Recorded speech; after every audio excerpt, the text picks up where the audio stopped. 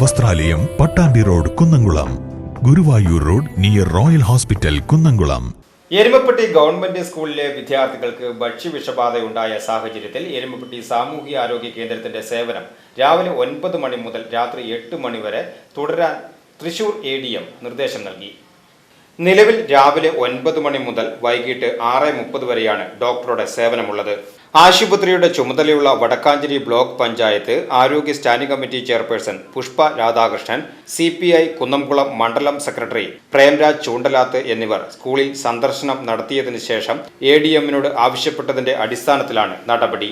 അപ്പോൾ കുട്ടികൾക്ക് ആവശ്യമായ ഈ തൊട്ടടുത്ത പ്രൈമറി ഹെൽത്ത് സെൻ്ററിലെ ആവശ്യമായ ഡോക്ടർമാരുടെ ഉറപ്പുവരുത്താൻ ADM-ആയിട്ട് സംസാരിച്ചിട്ടുണ്ട്.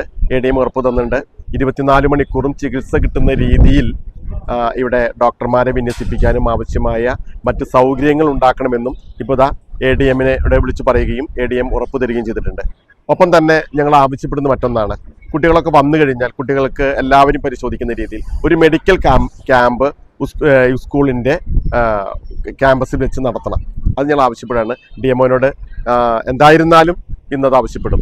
കുട്ടികളുടെ ചികിത്സ കഴിഞ്ഞ് വരുമ്പോൾ മൊത്തം കുട്ടികൾക്ക് ഒരു മെഡിക്കൽ ക്യാമ്പ് നടത്തണം.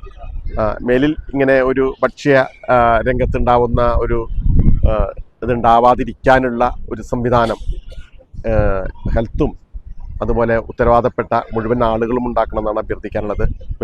ചെറിയ കുട്ടികളാണ്.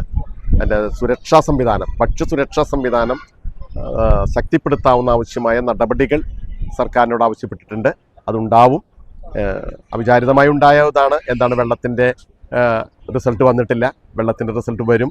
അതനുസരിച്ച് മറ്റു കാര്യങ്ങൾ ചെയ്യാനായിട്ട് സർക്കാർ തലത്തിൽ നമ്മൾ ആവശ്യപ്പെട്ടിട്ടുണ്ട്.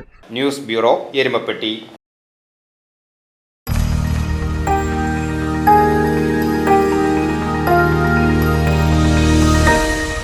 You are watching VCV News.